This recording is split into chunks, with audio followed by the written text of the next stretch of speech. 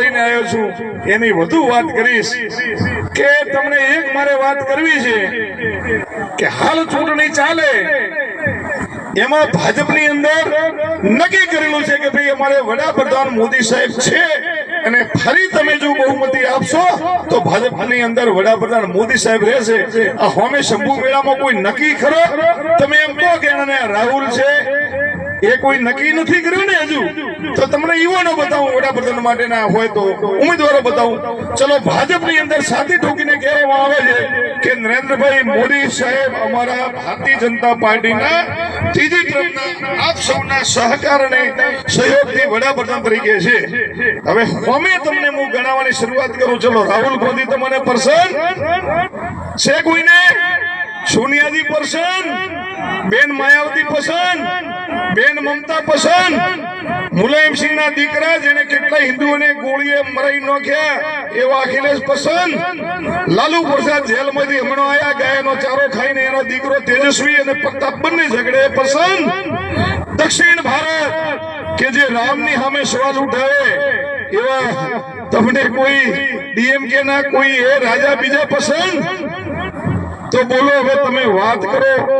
હમણાં જ મોટી મોટી વાતો કરતા હતા કે અમે રાજકારણમાં નહીં આવા, રાજકારણમાં આયા અને છેલ્લે ખોટો કર્યા, જેલમાં ગયા એવા કેજરીવાલ તમને કોઈને પસંદ? થોડો ટાઈમ આ છોકરાને ભૂરકી સોંટી હતી, છેવટે અસલિયત સાબિત છે, તમને પસંદ છે કેજરીવાલ પસંદ?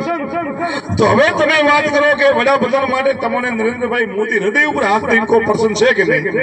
છે તો તાળી અને નાથજી ભગવાનની જય બોલો, નાથજી મહારાજની, નાથજી મહારાજની।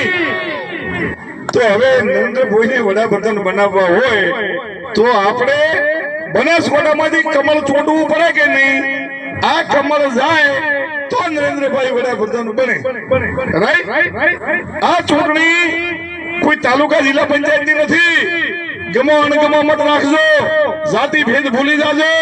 આ રાષ્ટ્રના નવનિર્માણ માટે, ભારતને વિકસિત બનાવવા માટે, કરોડો યુવાનોના શબ્દોને પૂરો કરવા માટે, કરોડો મારા વૃદ્ધોની દવાઓની સારવાર માટે, સનાતન ધર્મની રક્ષા માટેની આ ચૂંટણી છે। ત્યારે કોઈ જ્ઞાતિ ભેદ નથી ભૂલવાનો। આપણે કોઈ નાતીના વિરોધી નથી, કોઈ જાતિના વિરોધી નથી, કોઈ વ્યક્તિના વિરોધી નથી। આપણે માત્ર એ વિચારધારાના વિરોધી છે કે રામને માનતા નથી, એફિડેવિટ કરે કે રામ તો કાલ્પનિક છે, રામ ભક્તો પર ગોળીઓ ચલાવે એના વિરોધી છે। અને જે રામ મંદિર બનાવવામાં મદદ કરે એને સમર્થન કરનારની વિચારધારા, સનાતન સંસ્કૃતિની વાત કરનારાની વિચારધારાના ટેકેદાર આપણે છીએ। કોઈ જાતિના વિરોધી નથી, કોઈ વ્યક્તિના વિરોધી નથી। અમે ખોટી વિચારધારા, સનાતન ધર્મને ખોટો ચિત્રે એના વિરોધી છીએ।